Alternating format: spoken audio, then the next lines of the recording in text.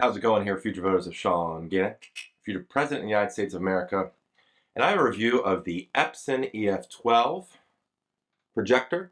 You can see that there. This is my first serious projector I had or have for my own. I used to be a teacher, and so I ended up buying my projector from the classroom. That was like a 480p. So this is actually the first um, legit projector I got for my house to use, and I wanted to give you my review on it and what I thought about it and who I think this is perfect for and who it's not perfect for. Okay, so let's go dive into what I like about it and what I don't here. So like I said, we have the Epson EF12 projector, and I'll put a link in the description for everything I talk about in this video. All right. First thing I love about this projector is the portability. I mean, look how small this thing is. It's very small. It's all in one package. It's very portable. It has this little stand, if you can see here. The leg moves up and down. Make it higher, lower, what you need. And I'll show it in action soon. But yeah, it's very portable, which is nice. So that was something I was looking for. I wanted something that I could bring outside in the evenings. Maybe I wasn't really sure actually the location I would have it in my basement, and I'll probably change it at some point.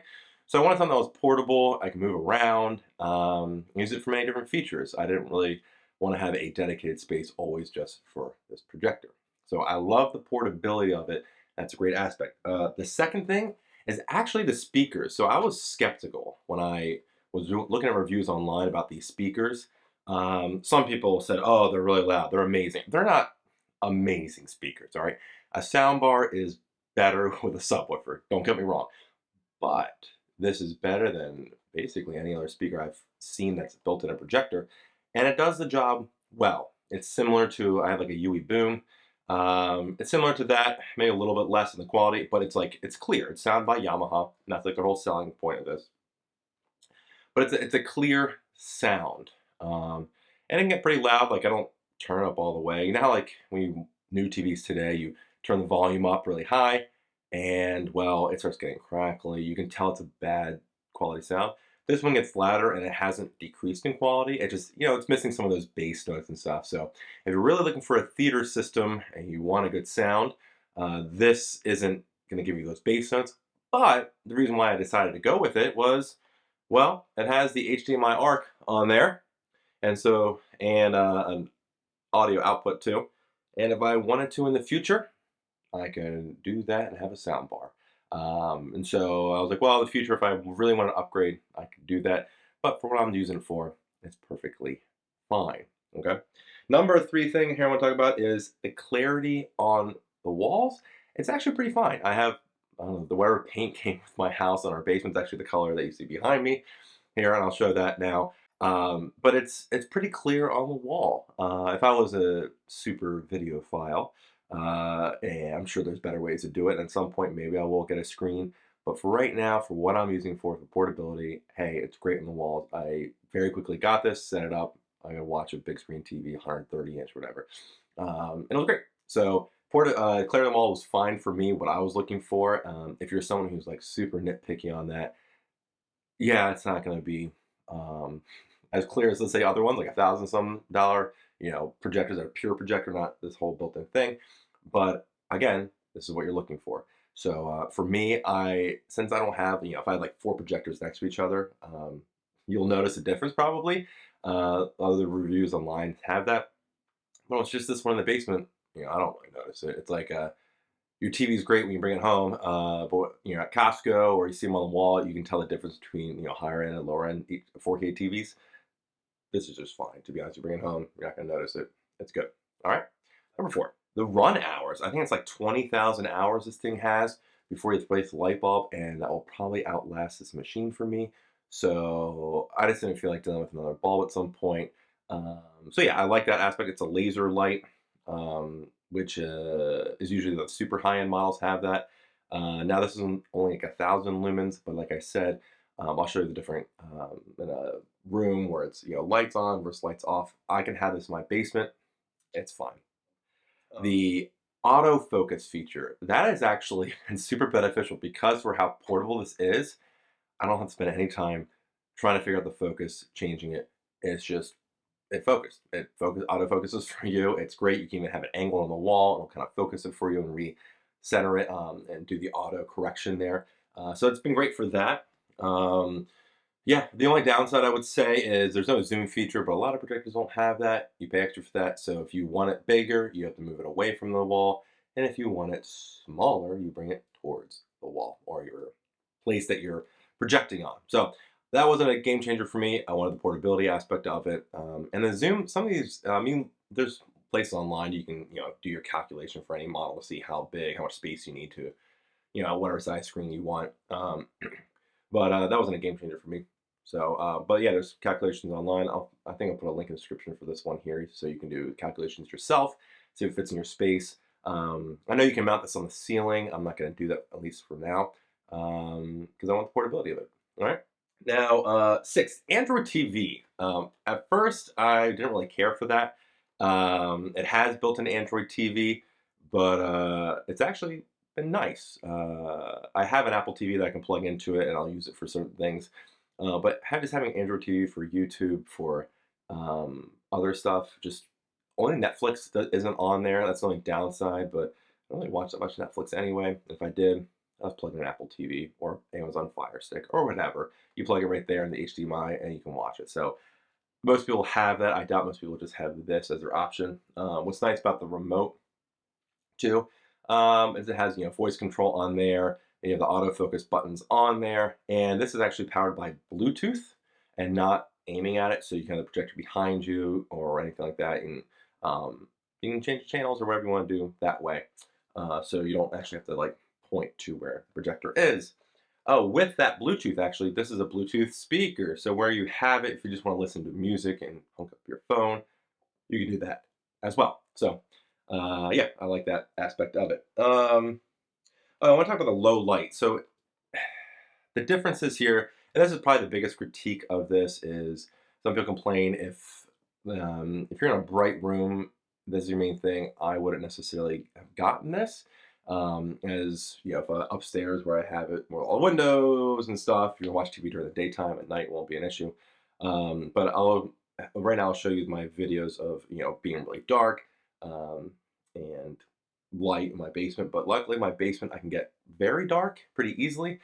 So at any time of the day, so I didn't really care for having more lumens there. For my applications, it wasn't really that big of a deal. So, and that's something, this is like your only TV and you watch TV during the day and stuff, this probably isn't for you. It's not the end of the world, but it's not as clear as obviously at night. But that's something to think about right there. The other one, this is actually pretty quiet. For most reviews online, it's a pretty quiet projector, and that's because the laser doesn't really put off as much heat. Those bulb projectors do put off a lot of heat, and the fan's going. You do hear the fan when it runs on this thing, but it's not too bad, especially like I don't really notice it as much once I start watching something and the sound comes through the speakers and you're good to go. So, but yeah, so the fan, it's pretty quiet relative to other ones. I don't have many other projectors to compare it to, but the ones I've heard, this one's quieter. So now I have it set up here. I had the lights on in the room, our basement. As you can see, it's still kind of, the lights are on. It's not super bright lights, but let's see how quick it turns on. You see, there we go, registered. But it's pretty quick at setting up. As you can see, I'll show you the screen here. Projecting. I need to adjust the height a little. I'll do that in a second. Actually, let me do that right now. As it's coming up, I can adjust the height.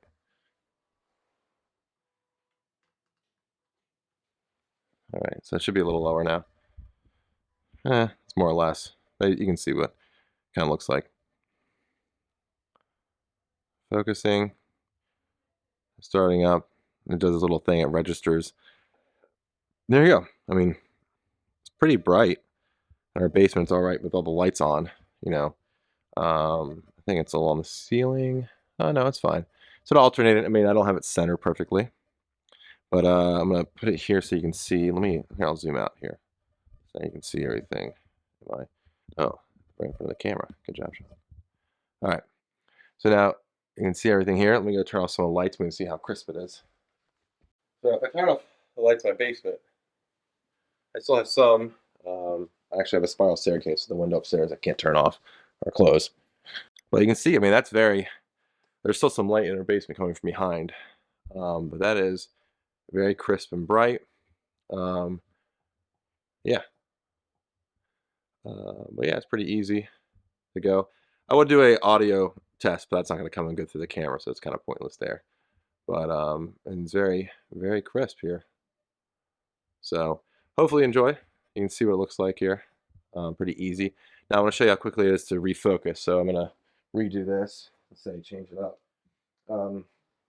Actually, yeah, let me get a better shot. But if you want to move it closer, so if you move it closer, it makes it smaller so you can see, and it'll refocus. Now I'm holding it right now, so let me bring it a little closer. So I'll make it closer. Right there. It's going to refocus. I have it on wide angle, turn off wide. But it's still really close. Really close. There, it's going to focus, and it's readjust for you. And there you go. And then let me adjust the height. Here. Pretty easy. And then it just automatically will, once you move it, that's the only downside. But it's not really a downside, it's a positive. But once you move it, it just really, it'll recognize that it's out of focus and readjust it right there for you, set it up. And you can still, manually focus. You can do corner adjustment, your keystone. And there's a button there. If sometimes it does get a little fuzzy, you just say, hey, auto keystone again, and it'll run the process again. But as you can tell, it's that's pretty bright. Yeah, I mean, it's pretty easy to move around. And there's settings, like if you go to the top, what's it, you can change, different things you like here. There's different settings you can change, the picture quality, etc., etc. But yeah, it's change the sound. I usually keep it just, clear voice. So I don't know. There's different things you can change it. All these little things that you want.